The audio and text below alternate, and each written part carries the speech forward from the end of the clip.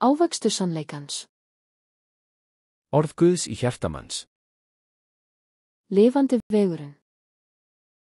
Opinberunarbókin 4:3. Hebreabréfið 10:20. 24. Ávöxtur sannleikans. Hjartalandið, taktu ósannleikann úr hjarta þínu og gerðu það að góðum jarðvegi, sáðu fræjum sannleikans og berðu ávöxt með því að rækta sannleikann. Endurheimta land, finndu ósannleikann sem Biblían segir að þú eigir að henda eða ekki gera, taktu hann úr hjarta þínu og gerðu hann frjóan jarðveg. Að gróðursetja fræ sannleikans. Finndu sannleikann sem Biblían segir að varðveita og gróðursettu fræ sannleikans í hjartareitin úr frjósömum jarðvegi, ræktaðu hann og berðu ávöxt sannleikans. Ávöxtur sannleikans. Ávöxtur sannleikans. Verkefni. 1. Verkefni, henda því. 2. Verkefni, ekki það. 3. Verkefni, haltu því. 4. Verkefni, gerðu það. Verkefni, gerðu það. Taktu ósannleikann úr hjarta þínu og gerðu það að góðri mold. Lifandi vegurinn. Opinberunarbókin 4:3. Hebreabréfið 10:20.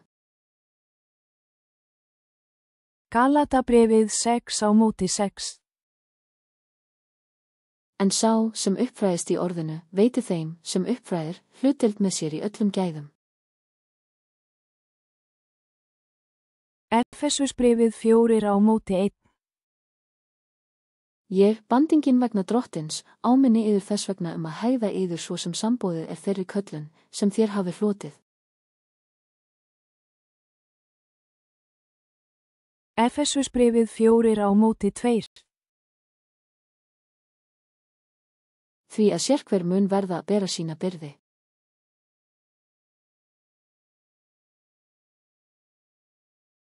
Efesusbréfið 4:3. Kappkostið að varðveita einingu andans í bandi friðarins.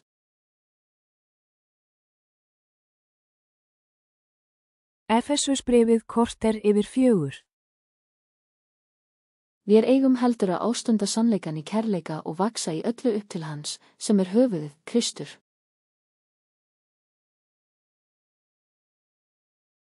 Efesusbréfið 23 mínútur yfir 4. En endurnýjast í anda og hugsun og. Efesusbréfið 24 mínútur yfir 4. Íklæðast hinum nýja manni sem skapaður er eftir Guði í réttlæti og heilarleika sannleikans. Efesusbréfið 25 mínútur yfir 4.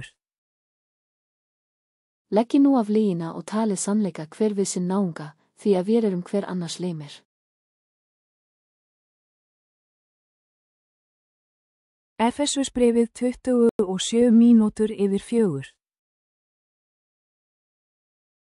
Gefið djöflinum ekkert færi. Efesusbréfið 28 mínútur yfir 4.